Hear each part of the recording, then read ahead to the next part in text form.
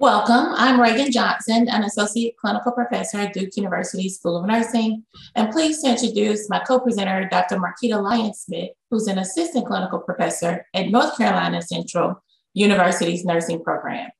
Additional presenters and supporters of this project, Dr. Ann Derwin and Dr. Bridget Carter, could not be with us today, but we wanted to share our summer immersion program to improve advanced practice nursing workforce diversity. We have no disclosures to report, but this project was partially funded by our HRSA grant for nursing workforce diversity. Our objectives for this presentation are to describe the collaboration between HBCU and PWI to increase advanced practice nursing workforce diversity and name some specific pipeline program strategies important to reaching that goal. Some background here. As you all know, over the last year, of course, we've had an increased call for diversifying the nursing workforce, and a lot of great reasons why. There are a significant number of Americans living in a health professional shortage area, and NPs are primed to bridge that gap. So increasing diversity in NPs, we hope, and we've seen there an improvement in outcomes of minoritized populations, that when patients and their providers both language and race align, you see an increase in comfort, trust, and cultural understanding.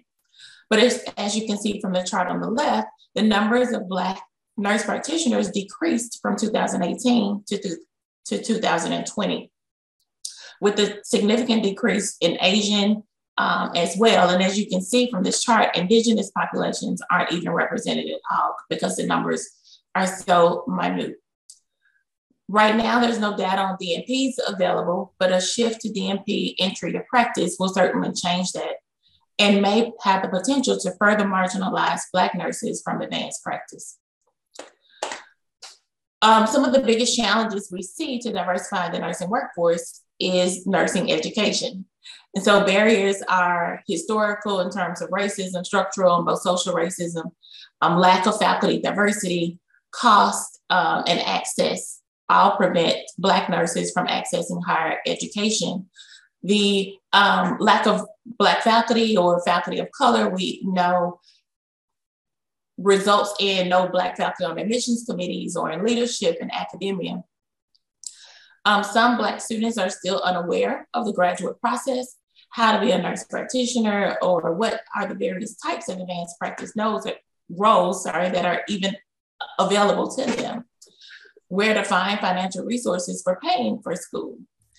And then once in programs, a lack of inclusion or micro or macro aggressions may also prevent Black students from completing higher education programs. So we wanted to really think of ways to bridge these gaps. So we worked with faculty and nursing leadership from North Carolina Central, which is a local HBCU, on developing a pipeline program. Several pipeline programs are available for undergraduate nursing, but we didn't really see many that targeted current RN students that were interested in continuing their education to the graduate level.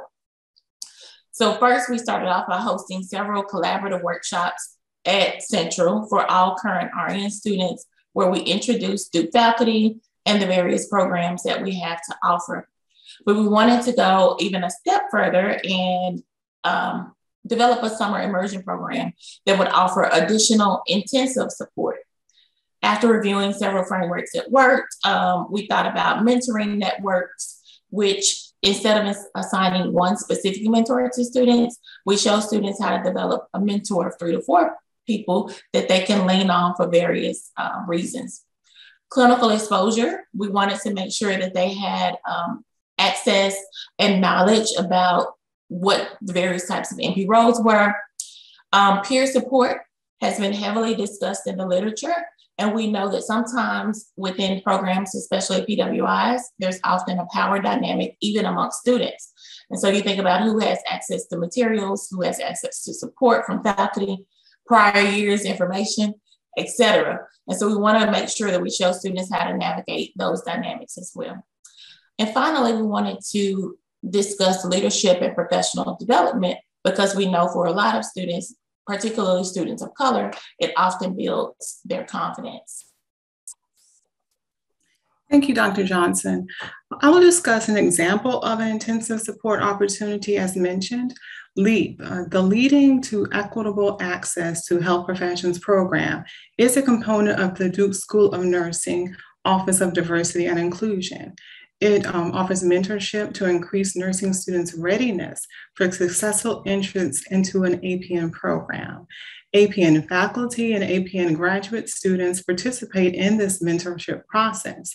We'll get into a few more details later, but the short and long-term objectives that you see here influence every aspect of the LEAP Summer Immersion program to be discussed. First, we aim to improve the APN workforce diversity via early exposure to the graduate school experience itself. Secondly, we do acknowledge the value of promoting collaboration between HBCUs and the PWI.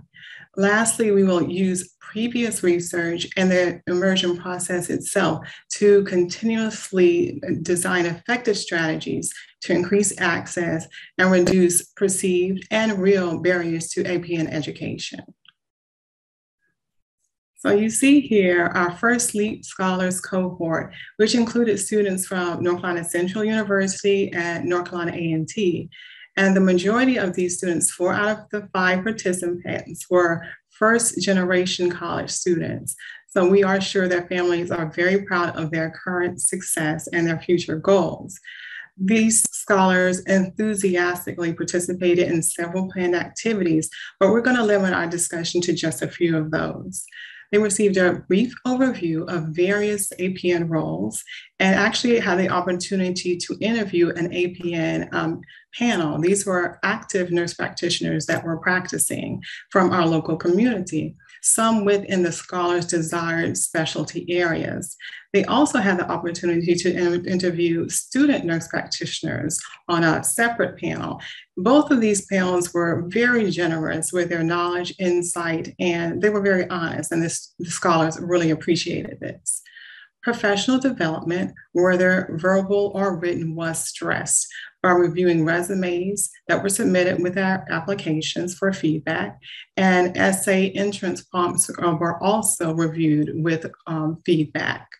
The students also practiced their interview skills and expanded their knowledge of personal leadership qualities that they may not have even realized that they currently demonstrated, and we expanded upon these qualities that they already had. They learned how to build and maintain a mentorship network while also utilizing proper etiquette, which is very important, to foster diverse and long-term relationships with minoritized APNs and other very important members of the APN community. Also, Dr. Bridget Carter, Assistant Dean of the Office of Diversity, Equity, and Inclusion at Duke School of Nursing, gave the students an excellent overview of the APN's expected contribution to health equity. We'll talk in detail about some of the activities that the students participated in the next slide, but just as a note, they did receive a stipend for their participation in the program. As you can see here, understandably, because we are nurses, our nursing students, the favorite activities included hands-on clinical exposure alongside Duke graduate students. These activities occurred in the lab and in the classroom setting, and they involved several different specialties. We'll just mention a few: pediatrics, women's health, acute care, and separate simulation experiences within those different specialties. As you can see, in some cases, they had their own setup and were able to practice various skills, which included things such as advanced assessment skills, orthopedic evaluations, and IUD placements and suturing as well. They were particularly engaged in the debriefing process, but as a whole, this entire hands-on experience really piqued their interest in the overall graduate school experience. The LEAP scholars answered a variety of post-evaluation questions, but we are happy to report that 100% of them, all of them, were very happy with the program and its meeting of their goals that they set upon entry. We are also optimistic about our short-term success on meeting the objectives that we put forward. One of the questions we posed for them: describe how the LEAP program helped to prepare you in determining your career aspirations. One of the students decided, maybe I don't want to be an advanced practice nurse as far as a nurse practitioner, but how about I'll be a nurse manager? This broadened our thought process about what the program could offer the students as well. A second student had more clarity on the APN role and the process towards becoming an APN. A third student that we'll call our new recruit was very hesitant about graduate school itself, but towards the end of the program, she became newly interested and more convinced. A fourth student took a deeper dive into the networking process and actually came away with an active list that she's going to build upon. And our fifth student is very convinced that she wants to be a pediatric nurse practitioner, but towards the end of the program, she had a more expanded view of her role, her future role, which she really appreciates. The students gave us a lot to think about as far as future goals. They really wanted us to expand the program and make it longer, at least 2 weeks minimum, so that they can participate in some of their favorite activities, more one-on-one time with their chosen mentor so that they can be guided along their professional journey, and more hands-on time with their nurse practitioner students, where they're doing activities or just private time to ask more questions about graduate school. And of course, more time from the beginning, end of the program, and towards graduate school so that we can help them towards their stated goals. Now, our goal is to partner with the setting goals for their futures, to partner with the MSN program to offset some of the application costs for the scholars. This is huge. Finances is something that's come up quite a few times, so that's definitely an important goal to pursue. And then thinking about having these students to enter into the Duke School of Nursing MSN program early. How do we brainstorm a bridge program to make this possible? And lastly, of course, we want to have ongoing contact for persistent mentorship with these scholars. We want to be able to motivate them, encourage them, and offer helpful resources that will push them towards their stated goal. And we want to promote future LEAP scholars by that continuous collaboration with the HBCUs and offering information sessions about the APN process and answering other questions that they might have on a quarterly basis. We want to thank you for allowing us to share with you our efforts to support and promote APN diversity in the workplace via the LEAP program. And here's our contact information if you have further questions, and of course, our reference page to follow.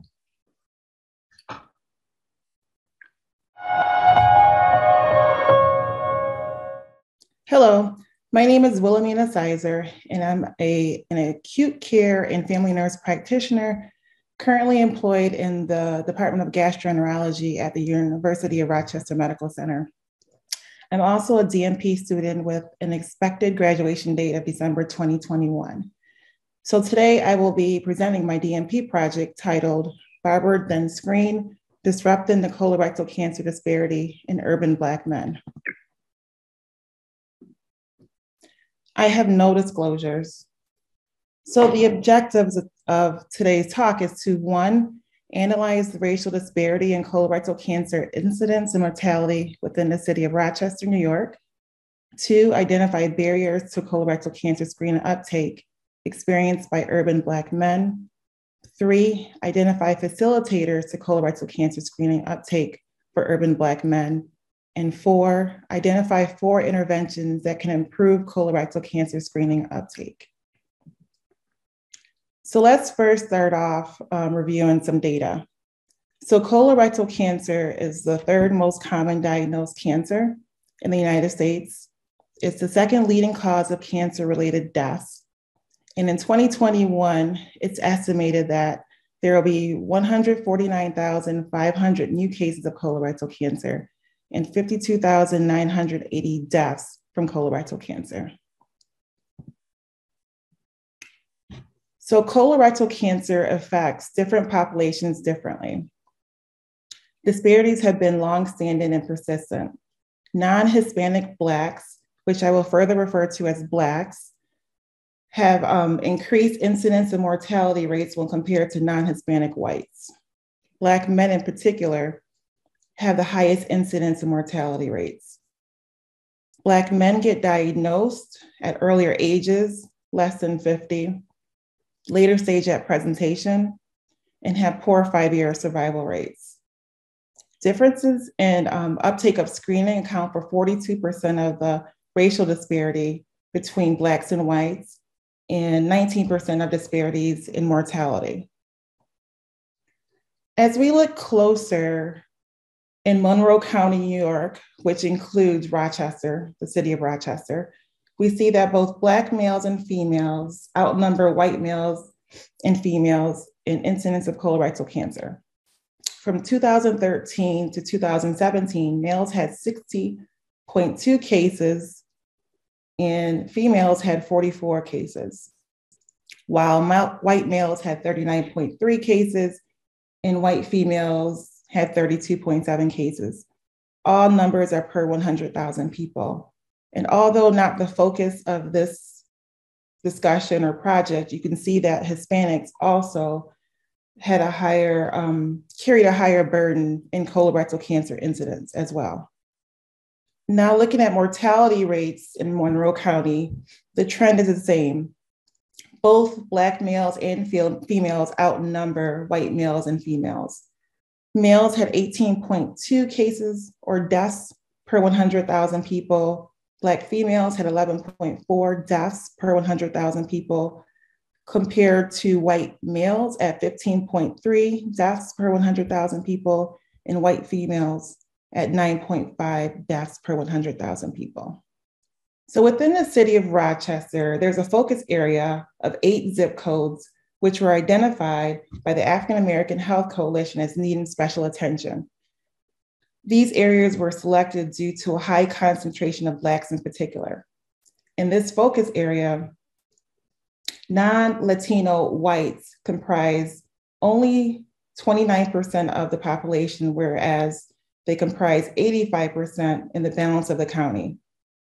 The map depicts the areas within the city of Rochester and their corresponding screening rates. The zip codes, which are dark orange in color, are those with less than 47% of the population undergoing colorectal cancer screening. Additionally, there are 5 zip codes within these areas that have 15 to 49% higher than the expected rates of colorectal cancer. While cancer impacts people of all ages, races, and ethnicities, it does not always affect them equally. Differences in genetics, hormones, environmental exposures, and other factors can lead to differences in risks among different groups of people. It's important to mention that the modifiable risk factors can be prevalent in Black communities for a variety of reasons. As we look at diets, so diets high in red meats, processed meats, low fiber, and cooking meats at high temperatures like frying, grilling, and broiling creates chemicals which have been known to be carcinogens. Ironically, these dietary and cooking practices have been embedded in the Black culture unknowingly, increasing one's risk for colorectal cancer. Other modifiable factors are listed, as well as non-modifiable risk factors. I'll pause here for a few seconds so you can review both the modifiable and non-modifiable risk factors. As of May 2021, the United States Preventive Service Task Force updated their guidelines and lowered the onset of screening for colorectal cancer to 45 years for all asymptomatic adults with average risk for development of colon cancer, and the cutoff for screening is 75 years of age. Prior to this time, the age for screening was at 50 years, despite multiple other professional organizations recommending and lowering the age to 45 years. In Blacks, in particular, due to their differences in incidence, mortality, and late stage at presentation. Adults aged 76 to 85 years of age The net benefit of screening is small, and patients and their providers should consider the patient's overall health, their prior screening history, and preferences when making the decision to screen or not. The methods of screening and the appropriate intervals are also listed on this slide. And I'll point out the gold standard, which is the colonoscopy. So what's driving the disparity? First, there are the modifiable risk factors, which are more prevalent in Black communities that we just discussed. And also, the literature has identified both barriers and facilitators in regards to screening uptake and participation in preventative healthcare. The following themes were identified. You have masculine role norms. This includes heterosexual self-preservation. In terms of colorectal cancer screening uptake, this refers to Black men maintaining their assigned masculine ideals in avoidance of being perceived as homosexual. The nature of the colonoscopy procedure itself creates a stigma. You have medical mistrust, which has been triggered by historical malpractice. Black men mentioned the Tuskegee syphilis experiment, and relate stories of local hospitals which have at times shown disregard to the health of Black people. Medical mistrust also was triggered by poor patient-provider relationships. Higher levels of mistrust were associated with delays in routine health visits. Racism, 2 types of racism were examined in the literature. You have perceived racism in healthcare, which is the perception that individuals are treated differently by healthcare professionals because of their race, and everyday racism, which manifests itself in everyday practices or transactions. Both are linked to delays in routine healthcare and screening behavior. And finally, you have paternal health socialization. This is the lack of role modeling from fathers to sons in regards to medical care. The one facilitator for colorectal cancer screening uptake is normative supports.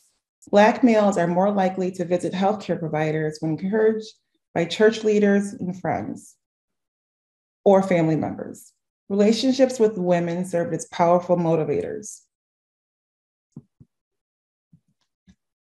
So as we look at interventions, there are four main ways to go about increasing colorectal cancer screening uptake.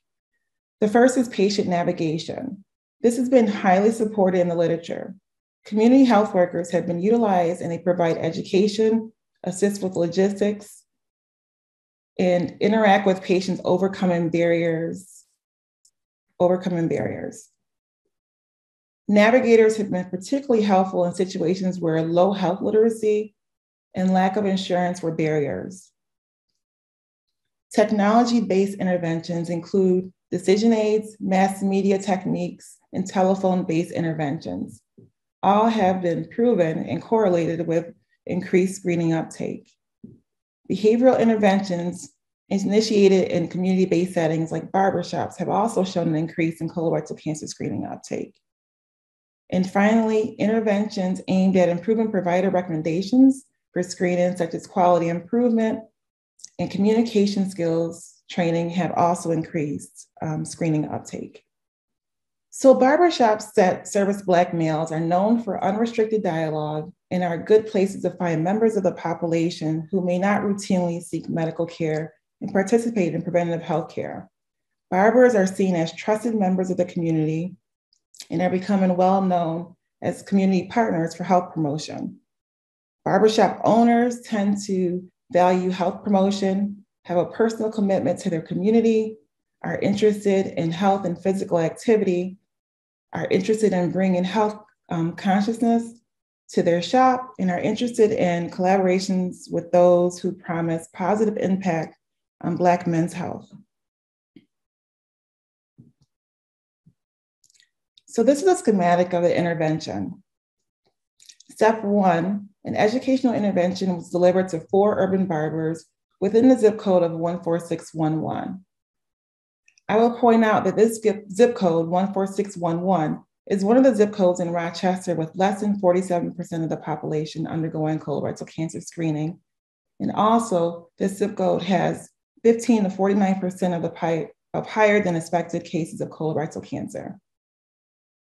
The educational intervention included local stats on colorectal cancer, risk factors, especially the modifiable risk factors, signs and symptoms of colorectal cancer, and available screening options with a focus on the colonoscopy.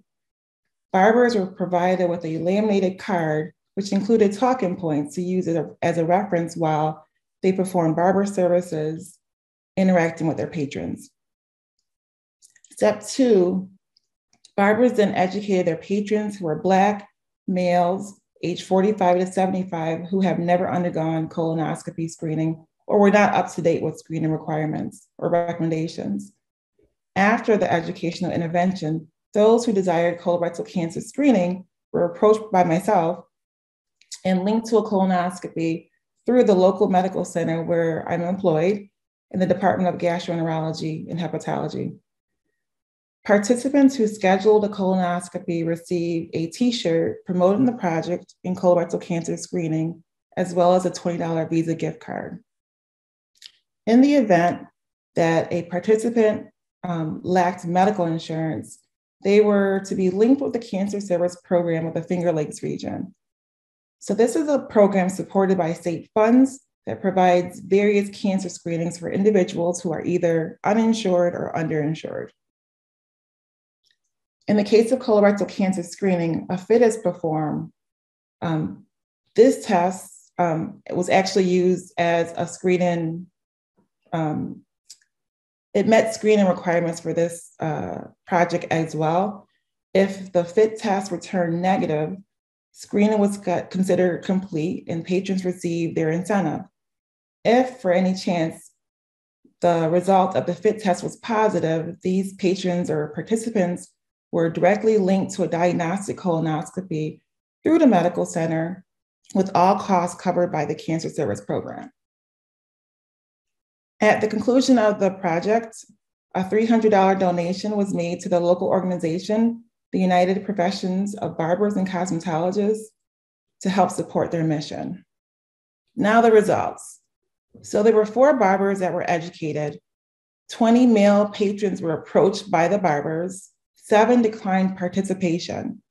13 agreed to participate, and their ages ranged from 45 to 64 years.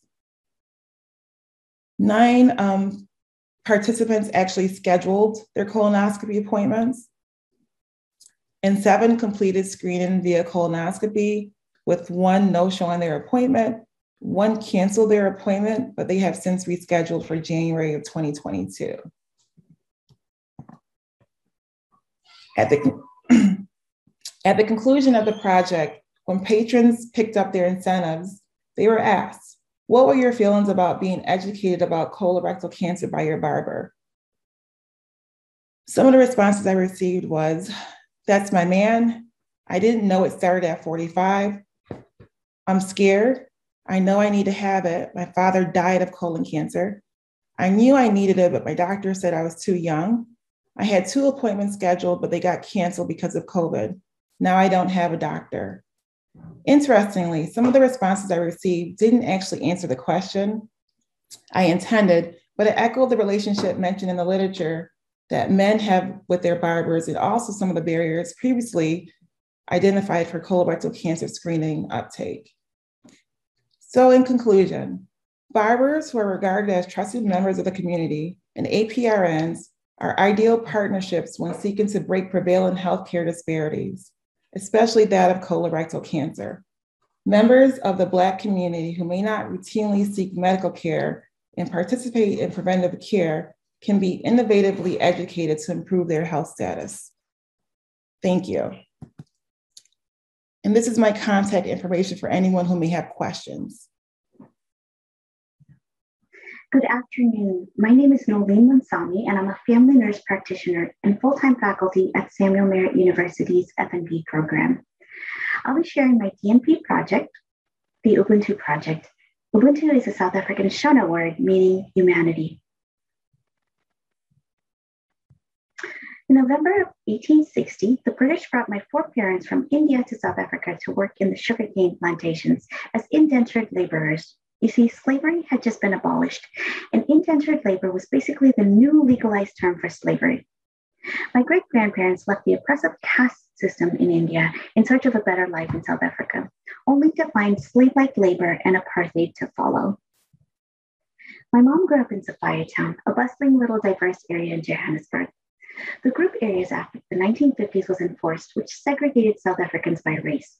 Black people were forcibly moved to Soweto, people of mixed race to Eldorado Park. My parents' families, or Indians, were moved to Lenasia. Lenasia at that time had no housing, so families had to live in military barracks separated only by curtains with no electricity or running water. Some families tried moving back to their old homes, but the government ended up demolishing those, so they couldn't move back. Here you can see some of the rubble from the homes destroyed. My father's family was also forcibly moved from Kliptown to Lenasia in a similar manner.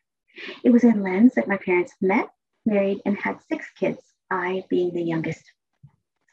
Apartheid dictated every part of our lives, from which hospital we could be born in, the clinic or schools we could go to, what jobs we could take, which restaurants and bathrooms we could enter.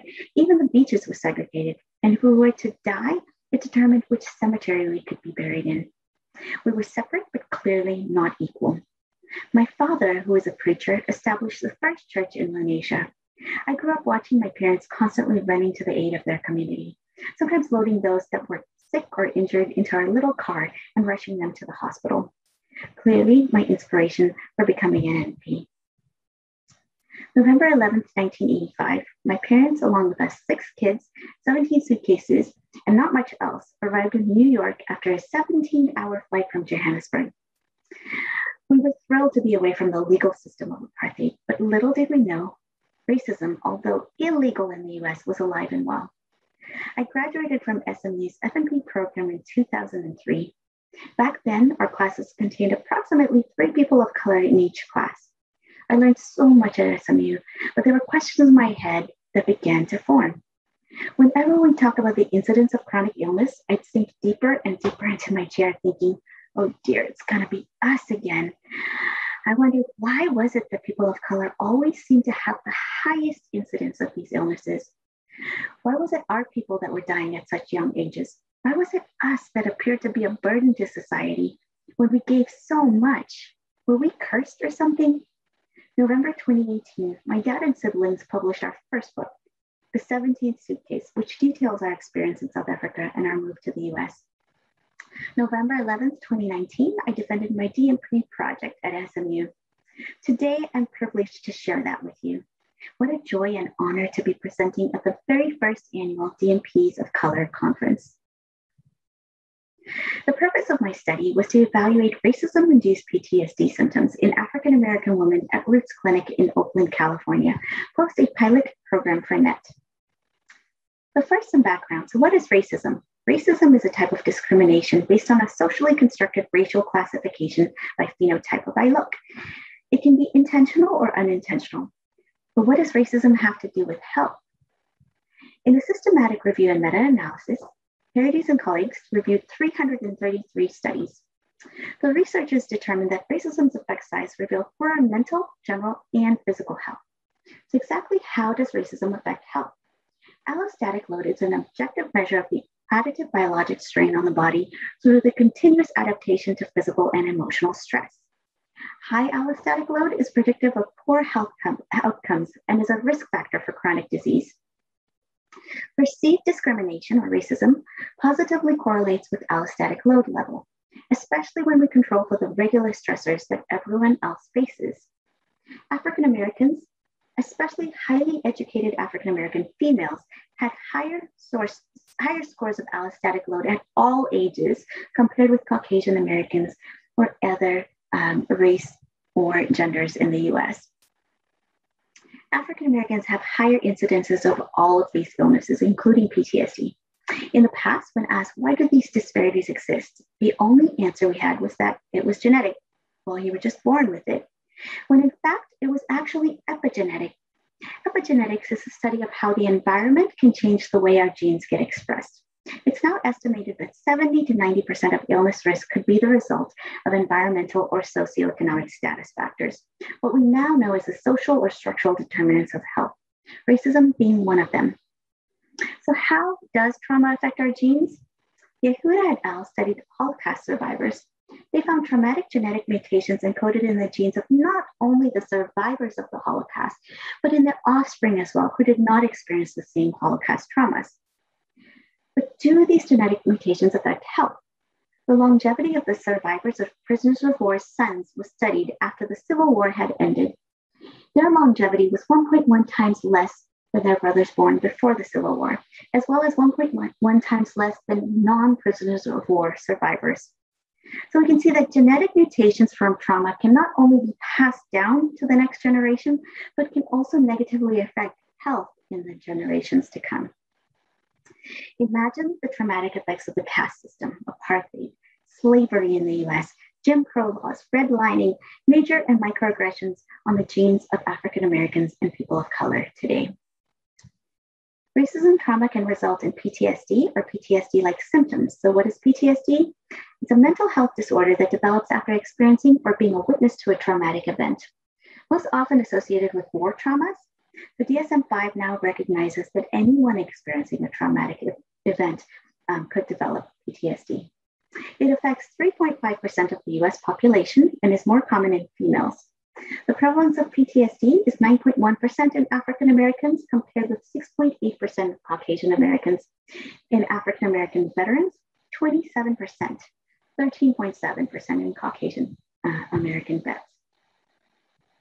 African Americans are 1.5 times more likely to drop out of PTSD therapy, hence a need for sustainable therapy in this group. Signs and symptoms are negative thoughts and feelings, intrusive thoughts, avoidance, arousal symptoms regarding the trauma, like flashbacks and nightmares and so forth. PTSD is the most common mental disorder among African Americans aged 55 and older. So what are we doing to treat PTSD? Well, there are several therapies for it: cognitive behavioral therapies, prolonged exposure therapy, and so forth. Even though a second-line therapy, for this project, I chose NET. And the reason why I'll explain later. But what is NET? So NET is a desensitization therapy for PTSD that allows patients to process not only one, but multiple traumatic events through the narration of their own life story from birth, revisiting the traumatic experiences through the telling and retelling of their story. It focuses on processing particular elements of trauma, then and now. So cognitive, sensory, physical, and the emotional impact on their lives. So why NET? Compared with other therapies, I found it to be cost-effective, short-term, culturally sensitive, had excellent retention rates, and it also allowed for the processing of not only one, but multiple traumas, micro and major traumas. Seemed to be fitting for racism trauma. The American Psychological Association is currently considering NET to be a strong recommendation for the treatment of PTSD.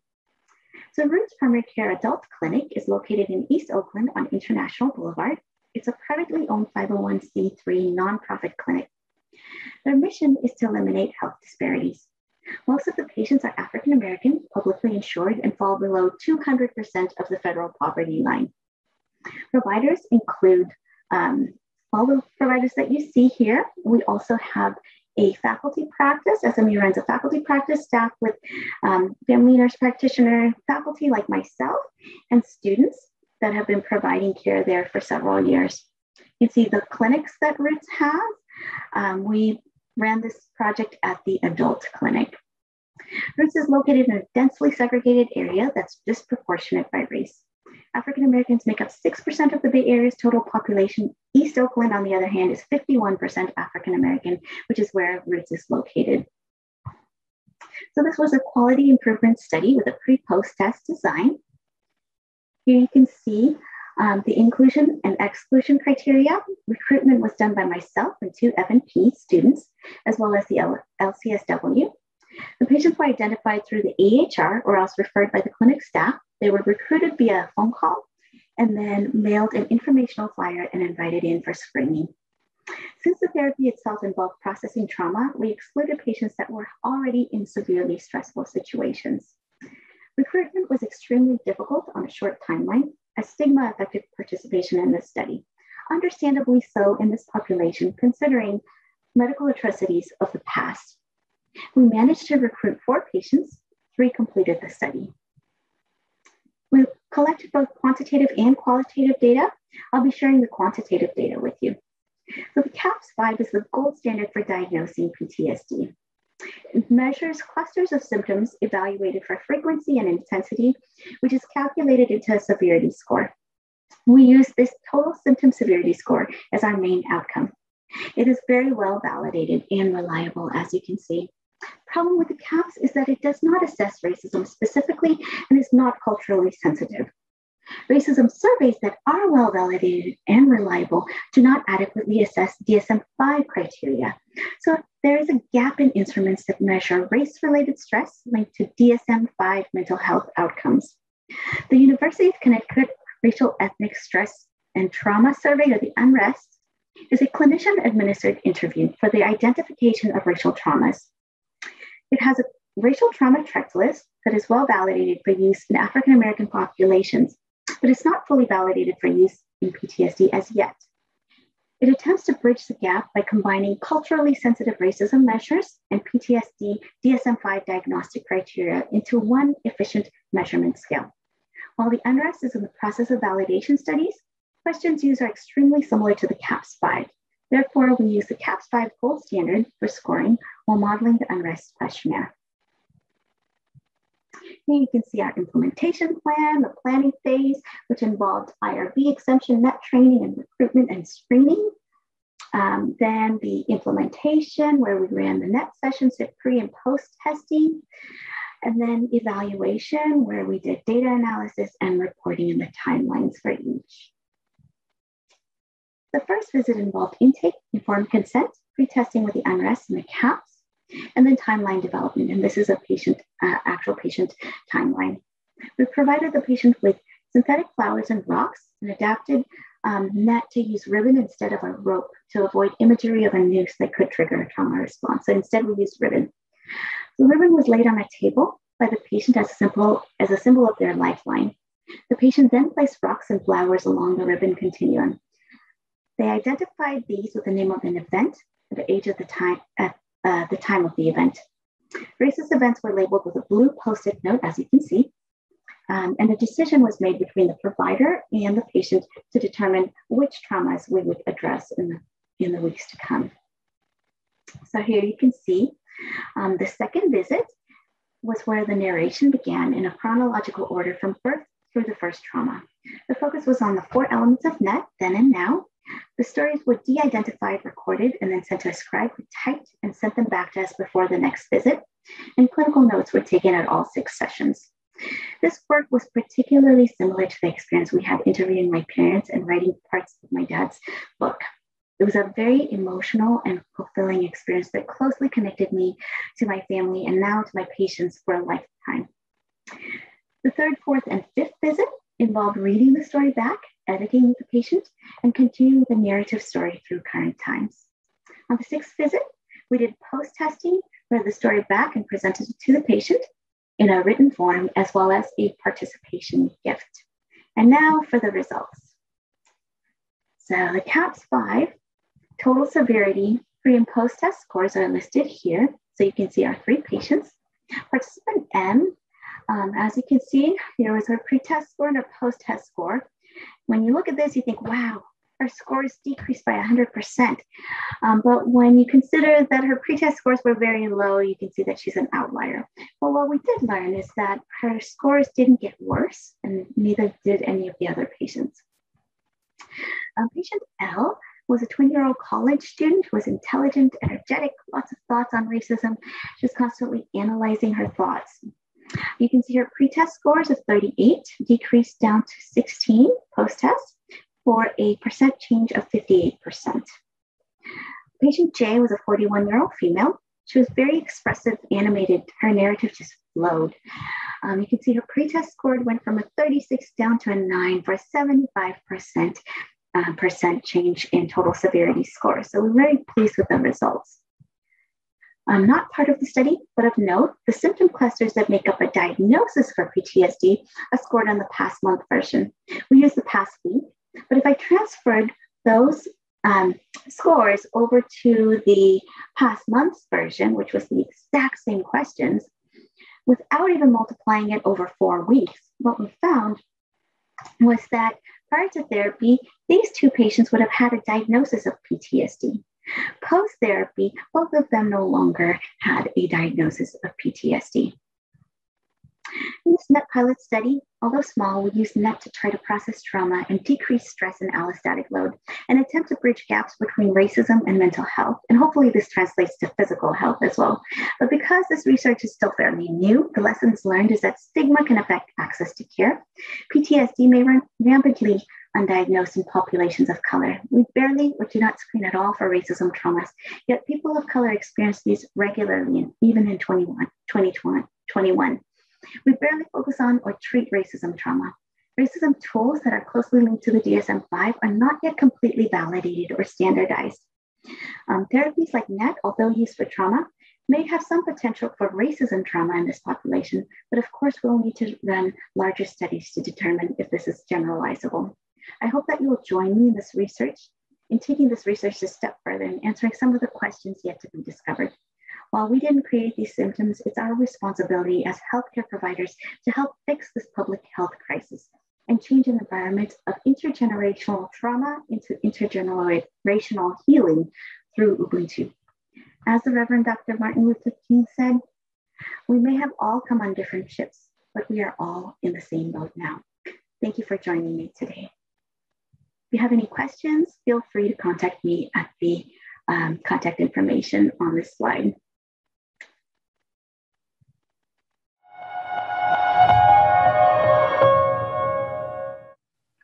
Hello and welcome one and all.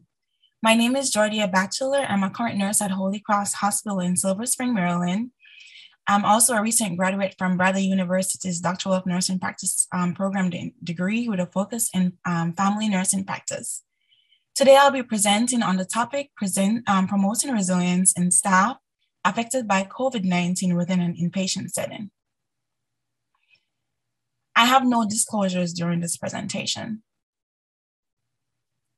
Healthcare workers, as we often know it, are affected by a variety of stress within their work environment. These stress can either stem from either physical, emotional, or mental routes. With the increase in pandemics in recent years, many healthcare workers have been psychologically impacted due to stress, uncertainty, or even fear of the unknown. The coronavirus disease, also known as COVID-19, is an infectious disease that causes mild to severe respiratory illnesses and that is transmitted via droplets. With this being said, a call for accessibility and prompt availability of services to aid the emotional and mental, physical areas in the healthcare worker's life is warranted. Increased efforts in building promotion and resilience are a theme that was identified during my studies and the literature review. Resilience. What is resilience? Resilience refers to the ability to recover from adversities and difficult challenges when they arrive in our lives. Studies suggest that resilient people are more capable of managing stress, coping, adapting to change, and are more likely to function amid stressful situations. A study that was done by Shanafelt et al. In 2020 voiced that healthcare leaders needed to encourage and identify sources of anxiety for their staff. Frontline healthcare workers voiced also in the study that they needed to be heard, feel protected, feel supported, feel like they are prepared, and also, most of all, they needed to feel like they were cared for while working on the front line of the COVID-19 pandemic. As mentioned before, pandemics can lead to the increased physical, psychological, and emotional distress within our healthcare staff. These problems can also lead to burnout and compassion fatigue. These problems also can negatively affect the quality of care that we give our patients and also pose safety concerns for both patients and also healthcare workers as well. With that being said, increased efforts must be made to prevent and treat any emotional distress and also to eliminate detrimental outcomes within our healthcare staff. protecting our staff's emotional and psychological well-being is extremely imperative. Decreasing their stress and their anxiety while promoting their well-being and stress management is also key to their work ethics. Pause. The objectives for this presentation include, number one, to identify resilience building tactics and provide practical tools to help promote optimism, mindfulness practices, and also self-compassion. The other objective is to identify opportunities to aid in the reduction of their stress and work anxiety. The project that was done was a pilot quality improvement project, which was evidence-based. The project included the creation of oasis rooms for staff to go to de-stress and relax, and also the development of a mindfulness practice tool called the WRAP tool. These rooms were created in highly stressed COVID-19 units or near COVID-19 units. The aim of the quality improvement project was to promote resilience in these staff by giving them a space where they can remain in the moment and recover and be able to function and do their jobs. The data collection tools and instruments that were used during this project included a 26-item self-compassion scale. This scale evaluated self-kindness, self-judgment, common humanity, isolation, mindfulness, and over-identification of oneself. Another tool that was used, as I mentioned before, is a mindfulness practice tool, and this tool was called the WRAP tool. WRAP is a mnemonic acronym that stands for Reset, Affirm, and Pursue. And the WRAP tool included mindfulness and self-compassion exercises that staff were able to utilize during their work shift. At the end of the project, a 9-item evaluation form was also sent out to evaluate the effectiveness of the interventions that were put into place. This is an example of the WRAP tool. As mentioned before, WRAP means to reset, meaning to reset your mind, your body, and your spirit to a neutral position or positive zone. A means affirmations or to affirm, meaning consciously making decisions to overcome negative thoughts and stress. And P is for pursue, which means to carry out your purpose, your plan, your course of action by adjusting and adapting and functioning despite challenges as they come.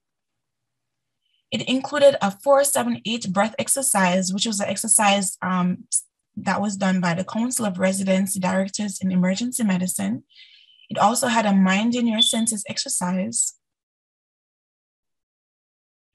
a positive affirmation exercise, and it also included a self-compassion break exercise, which was an exercise that was adapted from Dr. Kristen Neff's self-compassion practices. The implementation process included a pre-implementation phase, which was a recruitment of participants for the project. The participants were given consents form for them to sign to participate in the project. During the implementation phase, participants were randomly drew, assigned the numbers. They didn't have any personal identifiers attached to them. They were sent the pre-test via SurveyMonkey, and they were asked to utilize the Oasis Room and the WRAP tool at least twice per week for at least 15 minutes over a 4-week period. Post-implementation, the self-compassion scale or the post-test and evaluation forms were also distributed via SurveyMonkey. They were collected, the data was entered into an Excel spreadsheet and also into the SPSS software where they were analyzed.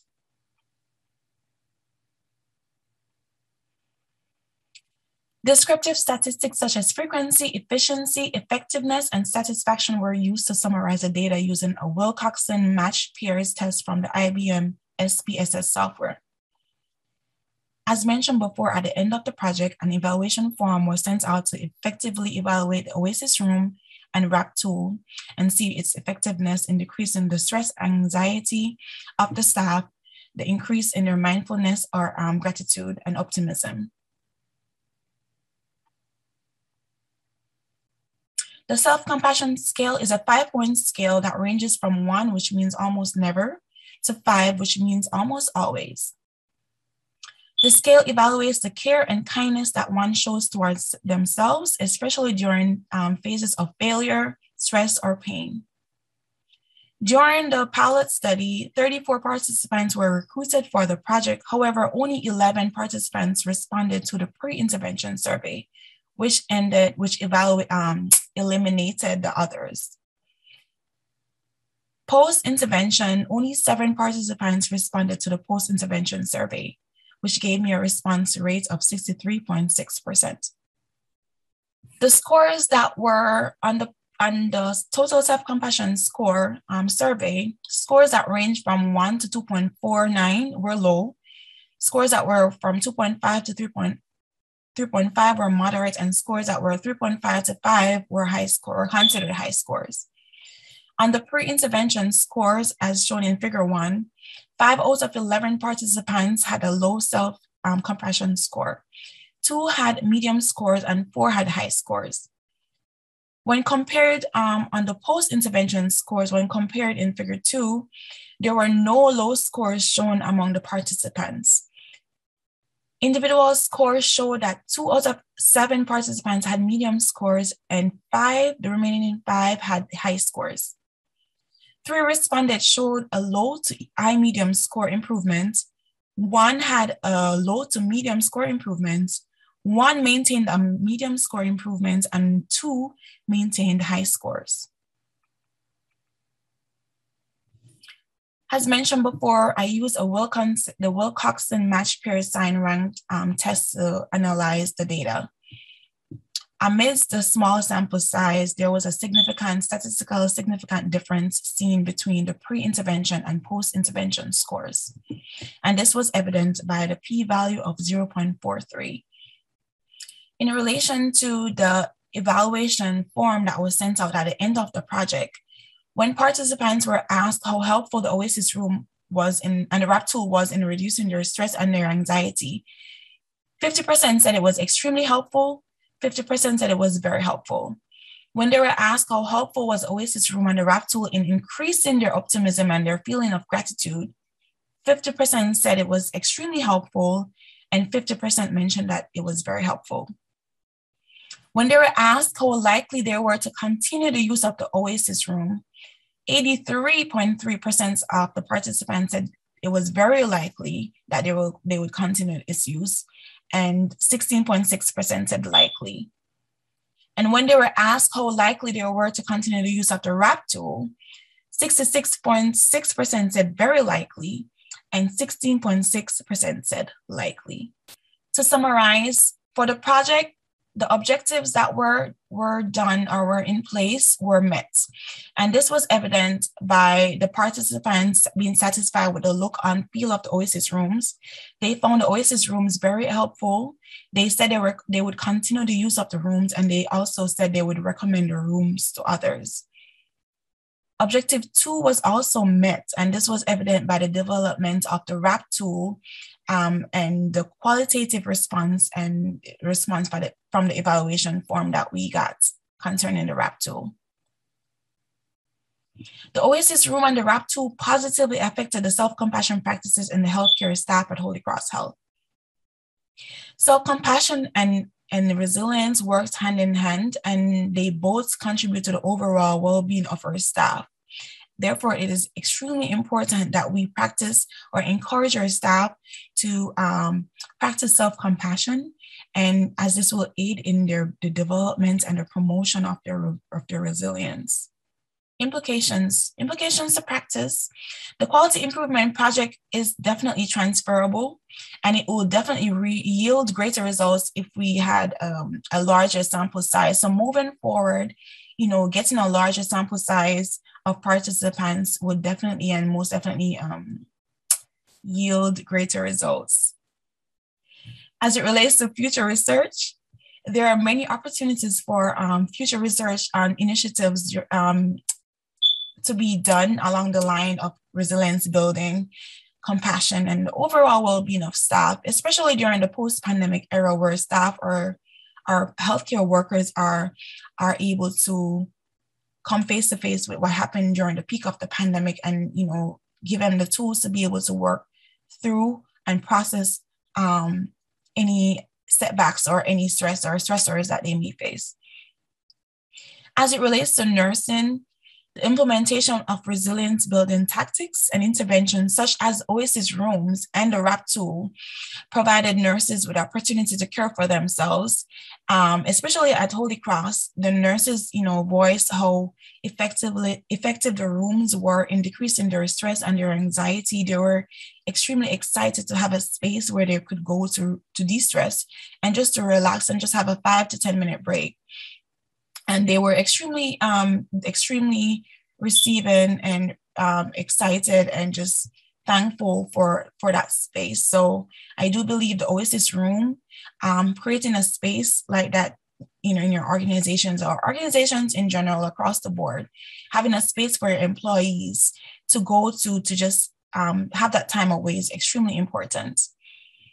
I do believe this project had a great impact, and it can also impact the public or the general public at large. It has far-reaching implications, and it's definitely can transcend the healthcare organizations from a local to an international, universal standpoint. These are pictures, these are examples of the Oasis rooms. For the project, we were approved 3 Oasis rooms. However, I only used 2 for the projects. And again, the Oasis rooms were placed in high stress and high volume COVID units. The first space that we used was 6 West. This was an unoccupied space. We were able to transform the room into an Oasis space, a space where staff can go to de-stress. The Oasis rooms consisted of a nature tapestry. We had massage chairs, we had blackout curtains, we had low and dim lighting, we had tabletop fountains, we had diffusers, we had potted plants, we had a gratitude and thankfulness board where staff would go to write their thoughts and what they were grateful and thankful for. The RAP tool was also in each of these rooms and enlarged on the wall with the exercises, the mindfulness and self-compassion exercises that they could utilize while they were in the room. We also placed mounted a TV on the room with the Care Channel, which is a channel that staff that had guided imageries. It had soothing nature sceneries. It had soothing music as well. We also had adult coloring pages that were individually separated, and we had notebooks and pens, provided pens where staff can write their thoughts down and just for themselves. And we had mindfulness practice cards as well on each table, and resources for the colleague health department if they needed further assistance with anything. And this is just a replica of the first room. This was a room that was in the SICU. The SICU was also another unit that was a dedicated COVID-19 space. This is an example of a tabletop gardening fountain that we had in the room, the tapestry here. And as said before, we had the diffuser, low lighting, potted plants, the gratitude board as well. And we also had a massage chair in this room. So this has brought us to the end of this presentation. I want to say thank you to the DNP of Colors for giving me the opportunity to present at this year's conference. Thank you, listeners, for your time, for your ears, and I appreciate all of you. And thank you so much and have a blessed day.